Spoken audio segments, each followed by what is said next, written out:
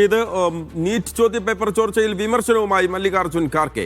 മോദി ഭരണകാലത്ത് 90-ലധികം ചോദ്യപേപ്പറുകൾ ചോർന്നിട്ടുണ്ട്. 9 കോടിയിലധികം വിദ്യാർത്ഥികളെയും അവരുടെ കുടുംബങ്ങളെയുമാണ് ഇത് ബാധിച്ചത്. കേന്ദ്ര വിദ്യാഭ്യാസ മന്ത്രി ഉടൻ രാജിവെക്കണമെന്നും അദ്ദേഹം ആവശ്യപ്പെട്ടു. റഷീദ് തുടരുന്നുണ്ട്. റഷീദ്, എന്തൊക്കെയാണ് മല്ലികാർജ്ജുൻ ഖാർഗെയുടെ കോൺഗ്രസിന്റെ വിമർശനം?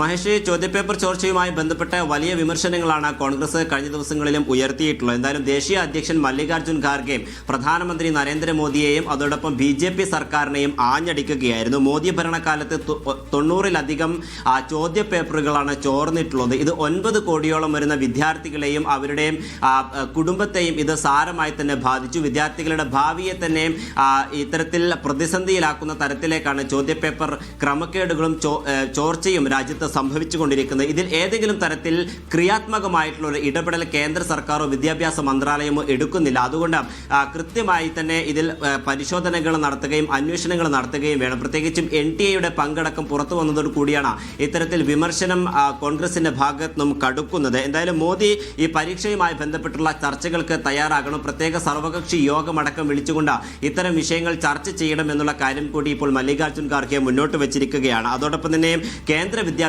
മന്ത്രി ധർമ്മേന്ദ്ര പ്രധാൻ രാജിവെക്കണമെന്ന പ്രധാനപ്പെട്ട ആവശ്യം കൂടി ഇപ്പോൾ മല്ലികാർജ്ജുൻ ഖാർഗെ മുന്നോട്ട് വെച്ചിട്ടുണ്ട്. ശരി, റഷീദ് ബിൻ മുഹമ്മദാണ് വിവരങ്ങൾ.